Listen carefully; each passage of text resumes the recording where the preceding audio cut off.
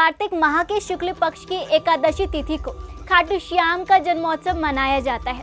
इस तिथि को देव उठनी एकादशी और देव प्रबोधनी एकादशी के नाम से भी जाना जाता है। खाटू श्याम जी को भगवान कृष्ण का कलयुगी अवतार बताया गया है। जो कोई भी खाटू श्याम महाराज के दर्शन करता है उसकी सभी मनोकामनाएं पूरी होती है। खाटू श्याम पांडव पुत्र भीम के पौत्र और घटोत्कच के पुत्र है और इनका असली नाम बर्बक है। खाटू श्याम के जन्मोत्सव के उपलक्ष्य में हम आपको बताने जा रहे हैं ऐसी अनसुनी बातें जो आप नहीं जानते होंगे।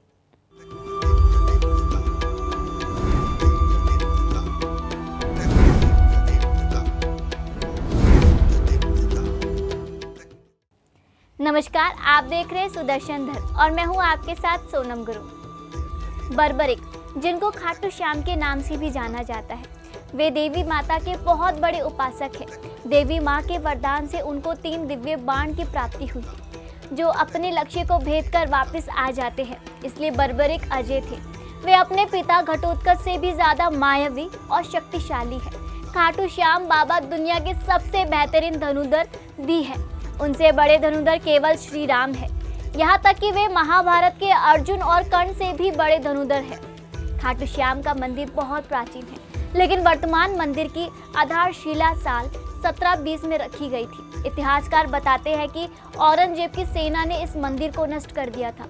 उस समय मंदिर की रक्षा के लिए राजपूतों ने अपना जीवन बलिदान कर दिया था। वर्तमान में यह मंदिर राजस्थान के सीकर जिले में खाटू नामक जगह पर स्थित है, इसलिए इनको खाटू श्याम कहा जाता है। यहाँ केवल खाटू श्याम के सिर की पूजा की जाती है। यहाँ मूर्ति का धड़ नहीं है।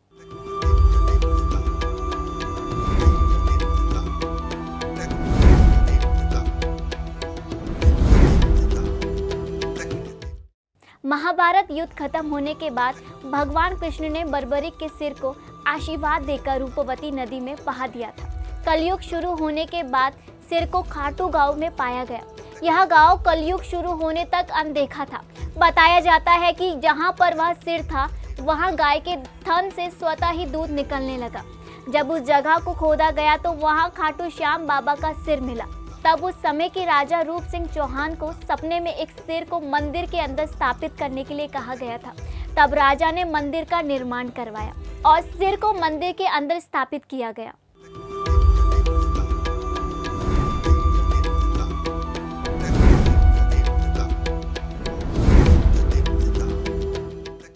जब महाभारत का युद्ध हुआ तो बर्बरिक ने युद्ध देखने का निर्णय लिया। तब श्री कृष्ण ने पूछा कि युद्ध में वे किसकी तरफ है। तब उन्होंने कहा कि जो पक्ष हारेगा तब मैं उसकी तरफ से लड़ूंगा। इसलिए खाटू श्याम को हारे का सहारा कहा जाता है। ऐसे में श्री कृष्ण युद्ध का परिणाम जानते थे और यह भी जानते थे कि अगर बर्बरिक लड़े तो यह पांडवों के लिए उल्टा ना पड़ जाए। इसलिए श्री कृष्ण ने बर्बरिक को रोकने के लिए दान की मांग की। श्री कृष्ण ने बर्बरिक से दान में उनका शीश मांग लिया। कहते हैं कि बर्बरिक ने रात भर भजन कीर्तन किया और शुक्ल पक्ष की द्वादशी तिथि को स्नान, पूजा अर्चना और दान करने के बाद ही अपने ही हाथ से शीश काटकर श्री कृष्ण को दान में दे दिया। इसलिए उनको शीशदानी भी कहा जाता है।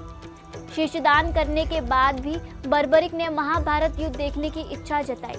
तब श्री कृष्ण ने एक ऊंचे स्थान पर शीश स्थापित कर दिया और अवलोकन की दृष्टि प्रदान की। युद्ध खत्म होने के बाद पांडवों में जीत का श्रेय लेने के लिए हलचल मच गई। तब श्री कृष्ण ने कहा कि इसका निर्णय केवल बर्बरिक का सिर ही कह सकता है। तब बर्बरिक ने कहा कि युद्ध में दोनों तरफ से केवल श्री कृष्ण का सुदर्शन ही चल रहा है और द्रौपदी महाकाली के अवतार में चारों तरफ रक्तपान कर रही थी।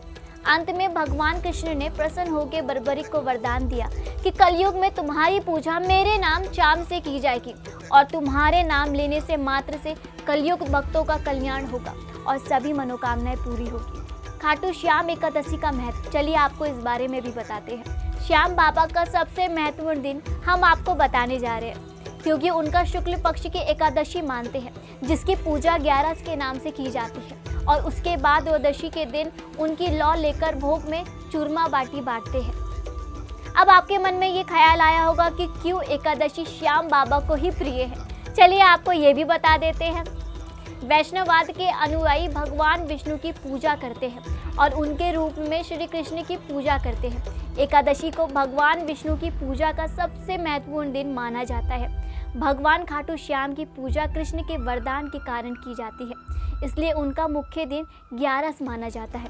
और खाटू श्याम जी मंदिर में कार्तिक शुक्ल एकादशी के अवसर पर श्याम बाबा के मस्तक पर सजाया जाता है। इसी वजह से इस दिन श्याम बाबा का जन्मदिन भी मनाया जाता है, जिसे हम जन्मोत्सव कहते हैं। कहा जाता है कि श्याम बाबा के फाल्गुन शुक्ल द्वादशी को अपना सिर दान कर दिया और फिर महाभारत के युद्ध को देखने के लिए न्यायाधीश बने। इसी महान यज्ञ के कारण इस दिन उन्हें चूरमा खीर के साथ बाबा श्याम की ज्वाला अर्पित की जाती है। उम्मीद है कि आपको हमारी आज की ये वीडियो पसंद आई होगी। तो चलिए मैं आपसे विदा लेती हूँ इसी वीडियो के साथ। नमस्कार, जय हिंद।